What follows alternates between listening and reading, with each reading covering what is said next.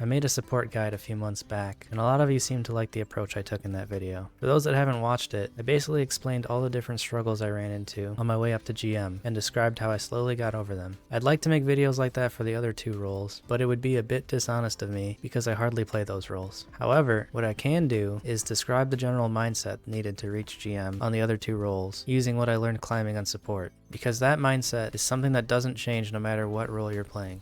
To start, I want to ask you all a question. If you were trapped in a box, but didn't know the box existed, how would you manage to get out of it?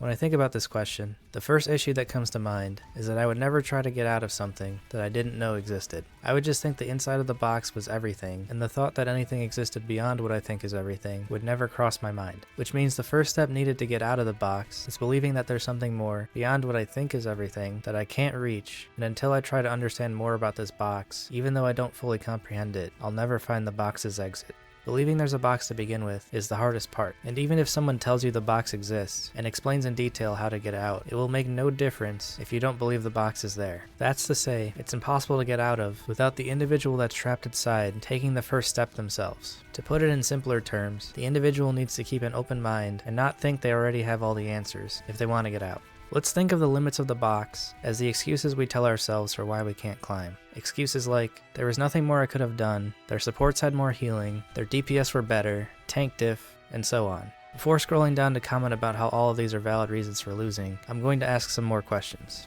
Why was there nothing more you could have done? Why did their supports have more healing? Why were their DPS better? Why was there a tank diff? If we remove the outlier cases where there's a smurf or thrower, then why? When we use these excuses, most of us never stop to ask why these things happened, or if we do ask why, the answer we usually come up with is something simple like, my team was bad. But saying my team was bad is accepting the box as the limit, because after all, we can't always choose our team or who we get paired up against. It's something completely out of our control, so unless you're somehow in a game with perfect clones of each other, there's always going to be some level of skill difference between the two teams, meaning these are issues that will never go away, even if you're the best player in the world. So the my team's bad answer only leads us to one of the box's walls rather than an exit, still leaving us with the question of how do we get out?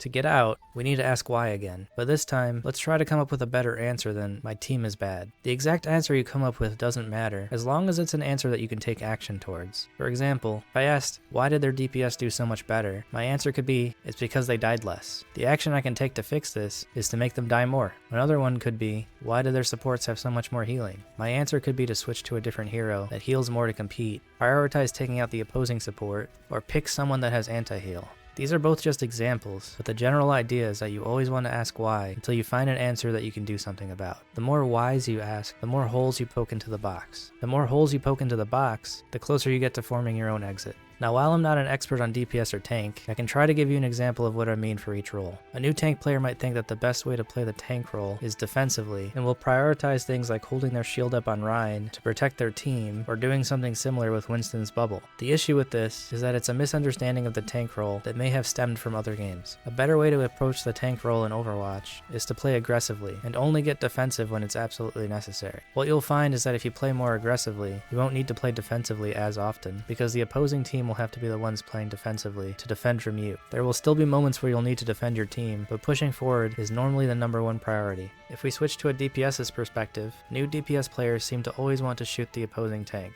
If we take into consideration what I just said about how to play tank, you can see that focusing the tank is exactly what the opposing tank wants you to do. A lot of us have a tendency to autopilot when we're playing DPS, and then we'll look back at our damage numbers at the end of the match and wonder why we've lost. The answer to this why is that we were doing exactly what the enemy team wanted us to do. Your damage numbers will be extremely high if you're only shooting the person in the game that has the most health. What this causes is an issue that is much larger than what it might look like on the surface. High damage numbers without elims means that the enemy supports are farming their ults at an alarming rate. It's all too common for a support to get their ult during the first fight of a match because both teams are just shooting each other's tanks. This can sometimes happen when both teams are equally skilled, but most of the time it happens because both teams are on autopilot. This also doubles as an answer to why their supports have so much healing. It's very common to hear a team complain about their own support's low healing numbers, when the actual problem is that the opposing team's healing numbers have been inflated due to poor target prioritization from us. A good rule of thumb when playing DPS is that it's more about elims than it is about damage, and finding the best elims is one of the keys to climbing. That's the best I got for these two roles. It's up to you to go further. I guess you could say that I'm still stuck in the DPS and tank box. Maybe one day I'll poke enough holes to find my way out.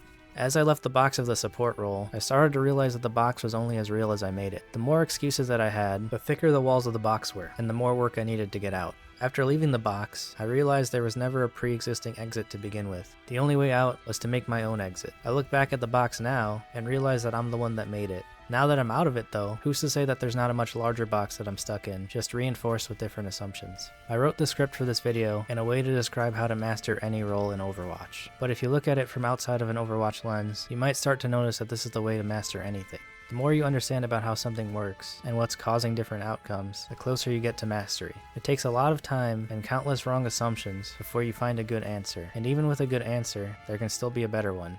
Ask enough whys, and you'll continue to grow as you find answers. When we stop asking why, that's when we plateau.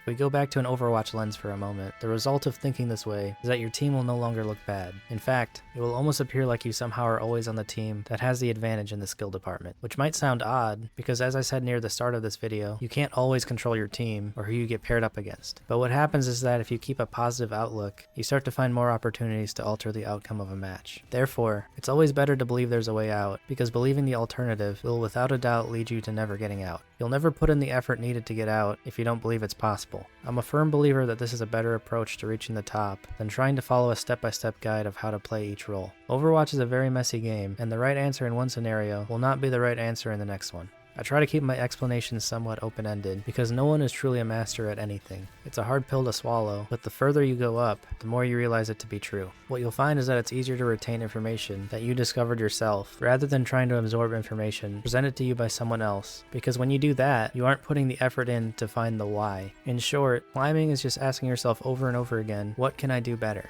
The excuses you made originally will now be the first step needed to finding your own solution. If you haven't watched my support guide video and want to understand what I tried to explain in this video with more concrete examples, you should check it out.